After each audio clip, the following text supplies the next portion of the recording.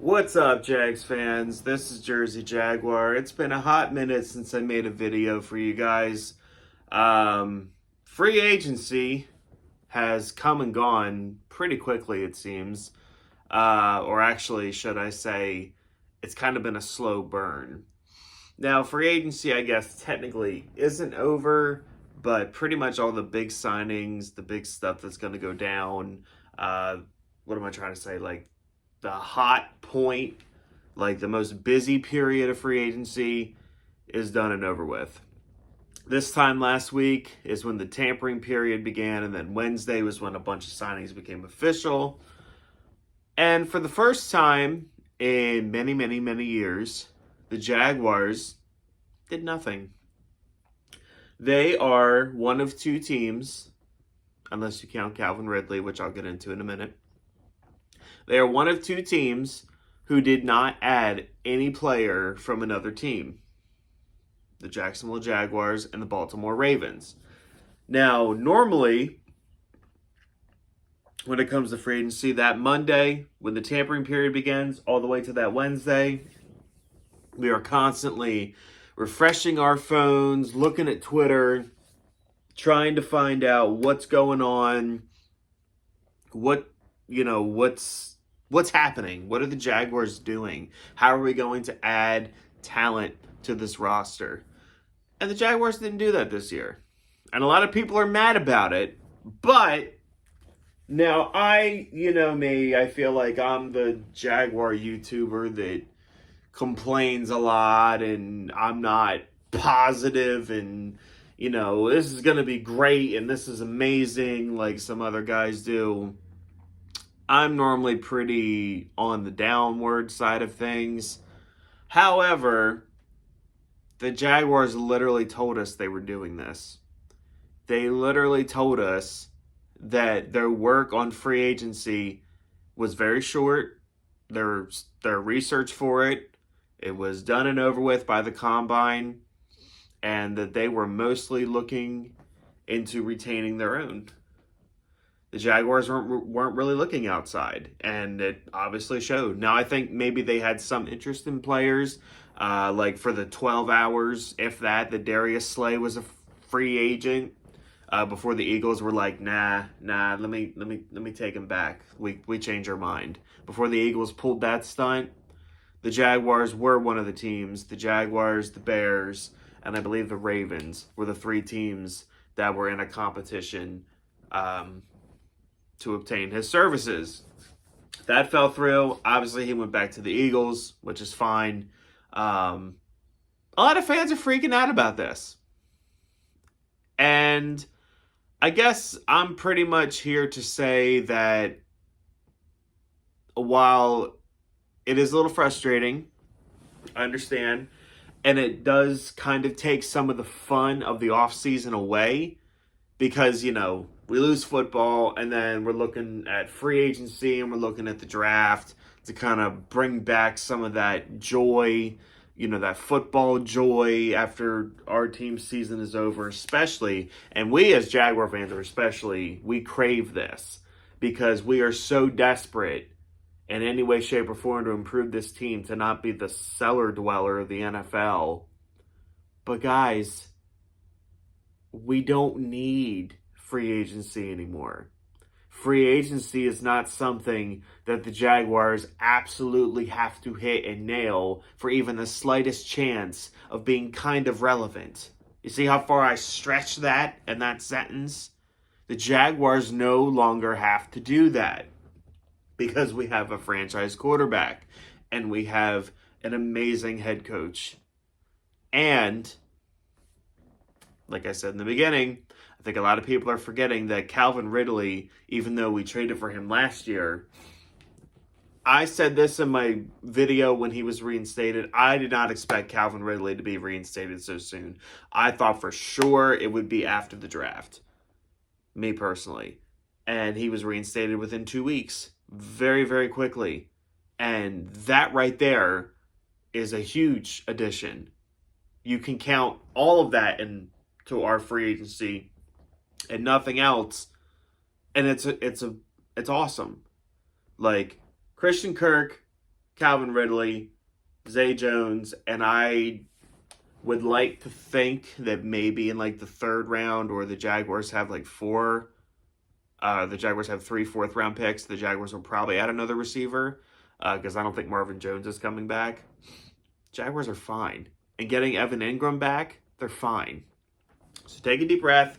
I'm going to get into a little bit of, even though the Jaguars didn't get a lot of players, they did lose a couple ones. I'm going to get into that in just a second.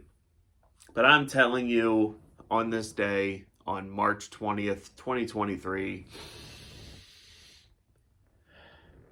relax. Relax.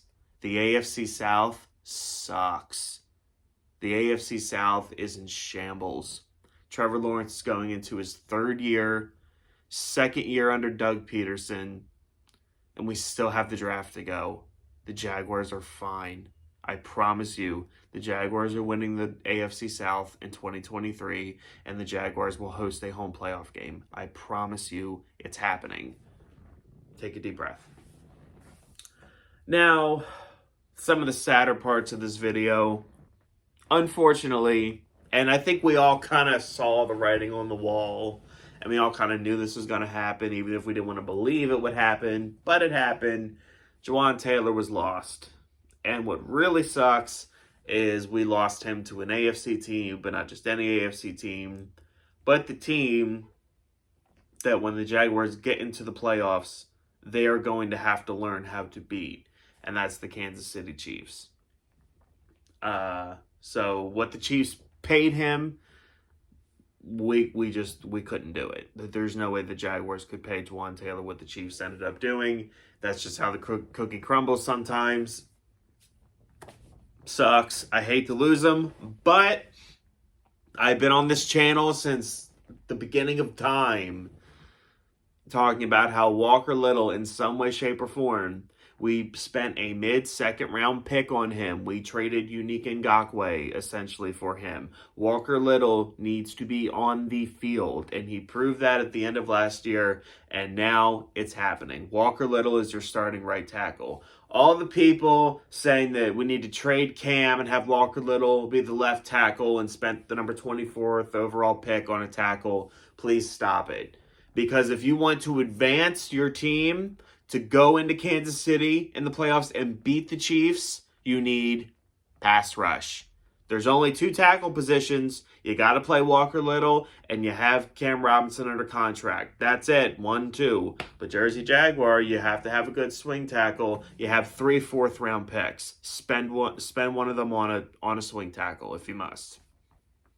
You don't spend the 24th pick on an offensive tackle. You don't do it. You need pass rush. You think if the Jaguars were able to actually develop or generate some kind of pass rush against Kansas City when Patrick Mahomes couldn't walk, you think it's the Jaguars and Bengals in the AFC title game instead of Chiefs and Bengals? And then who knows what happens after that? It could be Jaguars, Eagles in the Super Bowl. Who knows? Who knows? Don't go tackle at 24. I'm going to be preaching that all the way until April 27th. Jaguars can pretty much do anything they want at number 24. Just do not take tackle. Because Walker Little and Cam Robinson are your guys for the foreseeable future. And then this one here, a lot of Jaguar fans are really mad about it. I was annoyed at it too.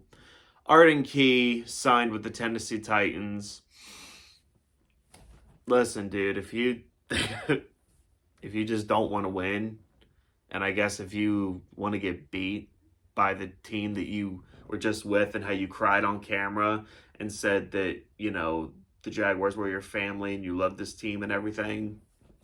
I mean, if you're okay to make a couple extra million to just get swept by that team every year, have fun. Honestly, I think if we draft an edge at 24, your 4.5 sacks hopefully can be replaced.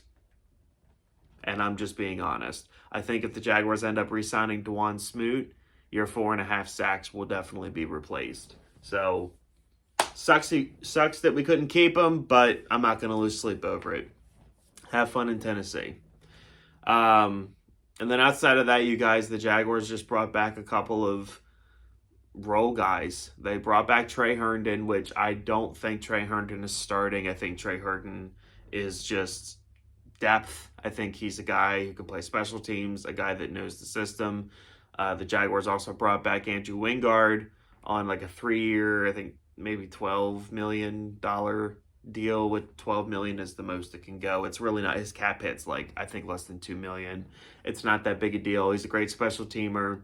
And, you know, I mean, he's kind of earned the love of Jags fans after pretty much being our ire for many games, many years.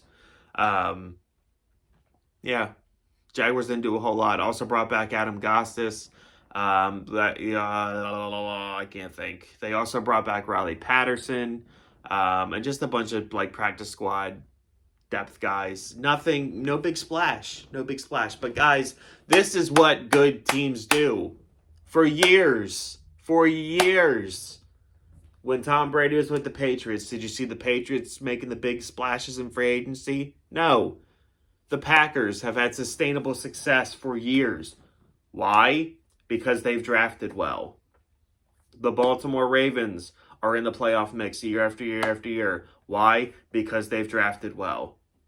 Good teams do it. The Pittsburgh Steelers, well, although they've kind of been mediocre as of late, but like teams that draft well don't need to make splashes in free agency, and that's where the Jaguars are. We have the quarterback, we have the coach. It just comes down to drafting. And that's all I really got to say. So, Jags fans, don't be discouraged that the Jaguars didn't make a big splash in free agency. Honestly, if you thought they would, you're kind of really not paying attention. But I'm not worried about it. This is still our division. The AFC South is horrible.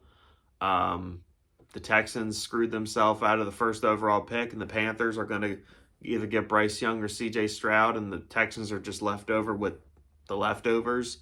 I ain't worried about it. And even if whoever the Texans get it to, even if he is, ends up being a half-decent quarterback, doesn't matter. It doesn't matter, because who are you taking?